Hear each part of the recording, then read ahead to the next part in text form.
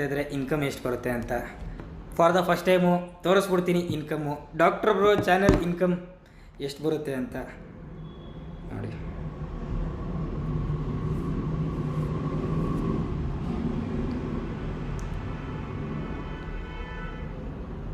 ತೋರಿಸ್ಬಿಟ್ಟೆ ನೋಡಿ, ಇಷ್ಟು ಬರುತ್ತೆ ಇನ್ಕಮ್ ನೋಡಿ. ಇದು ಆ್ಯಕ್ಚುಲಿ ವ್ಯೂಸು, ಇದು ಎಷ್ಟು ಗಂಟೆ ನೋಡಿದ್ದಾರೆ ಜನ ಅಂತ. ಆದರೆ ಈಗ ನಾವು ಒಂದು ವಿಡಿಯೋ ಅಪ್ಲೋಡ್ ಮಾಡಿದ್ರೆ ಅದು ಎಷ್ಟು ಗಂಟೆ ವ್ಯೂಸ್ ಇದೆಯಲ್ಲ, ವ್ಯೂಸ್ ಕೌಂಟಾಗಿ ಎಷ್ಟು ಗಂಟೆ ಅಂತ ಇಲ್ಲಿ ತೋರಿಸುತ್ತೆ.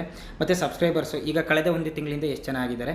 ಮತ್ತು ಕಳೆದ ಒಂದು ತಿಂಗಳ ನನ್ನ ಯೂಟ್ಯೂಬ್ನ ಸಂಬಳ $2,100. $2,100 ಅಂತಂದರೆ ಅಲ್ಲಿಗೆ $1,76,000 ಎವ್ರಿ ಮಂತು. ಸೊ $1,76,000 ನನಗೆ ಇನ್ಕಮ್ ಅಂದರೆ ಒಂದು ದೇಶಕ್ಕೆ ಹೋದಾಗ ಖರ್ಚಾಗೋದು ನನಗೆ ಎಷ್ಟು ಖರ್ಚು ಬೀಳುತ್ತೆ. ಅಲ್ಲಿಗೆ ಫ್ಲೈಟ್ ಟಿಕೆಟು, ಒಂದು ದೇಶಕ್ಕೆ ಹೋಗಿ ಬರುವಂಥ ಫ್ಲೈಟ್ ಟಿಕೆಟು $50,000. ಮತ್ತು ಆ ದೇಶದಲ್ಲಿ ಉಳಿದುಬಿಟ್ಟು ವಿಡಿಯೋ ಮಾಡೋ ಅಂಥ ಖರ್ಚು ಒಂದು $60,000 $70,000 ಅಂದ್ಕೊಳ್ಳಿ. ಅದಾದಮೇಲೆ ಎಡಿಟಿಂಗ್ ಕಾಸ್ಟು ಮತ್ತು ಇನ್ನು ಗ್ಯಾಜೆಟ್ಗಳ EMI ಇದೆಲ್ಲ ಕಳೆದ್ರೆ ಒಂದು $10,000-20,000 ನನ್ನ ಕೈಗೆ ಬರ್ಬೋದು. ಸೊ ಇದೇನಂತಂದರೆ ಯೂಟ್ಯೂಬ್ನ ಇನ್ಕಮ್. ಇದು ಆ್ಯಡ್ಸ್ ರೆವೆನ್ಯೂ, ಆ್ಯಡ್ಸ್ ಹಾಕ್ದಂಗೆ ಬರ್ತದೆ. ಸೊ ಈ ಥರ ಇರ್ತದೆ. ಸೊ ಇದು ನನ್ನ YT ಸ್ಟುಡಿಯೋ ನೋಡಿ. ಇದು YT ಸ್ಟುಡಿಯೋ ಹಿಂಗಿರುತ್ತೆ. ಇದರಲ್ಲಿ ಎಲ್ಲ ಡಾಟಾನೂ ಇರ್ತದೆ. ಬೇಕಾದ್ರೆ ರಿಫ್ರೆಶ್ ಮಾಡ್ತೀನಿ ನೋಡಿ, ಇದೇ ಒರಿಜಿನಲ್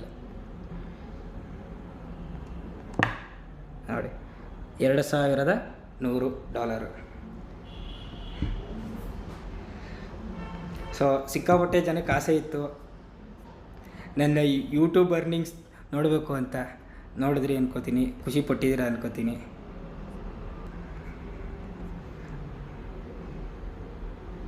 ರಿವೀಲ್ ಮಾಡಿಬಿಡಿ, ಕಮ್ಯುನಿಟಿ ಗೈಡ್ಲೈನ್ಸ್ ಮೇಲೆ ಹೋಗುತ್ತೆ. ಪರವಾಗಿಲ್ಲ ಬಿಡಿಯೋಣ, ಇವ್ರು ತಾನೇ ಕೊಡೋದು. ಏನೇ ಇನ್ಕಮ್ ಬಂದರೂ ಜನಗಳಿಂದನೇ ಬರೋದು. ಜನಗಳಿಗೆ ಹೇಳಿದ್ರೆ ಅದರಲ್ಲಿ ಏನು ತಪ್ಪಿಲ್ಲ ಅನಿಸುತ್ತೆ ನನಗನ್ಸೋ ಪ್ರಕಾರ.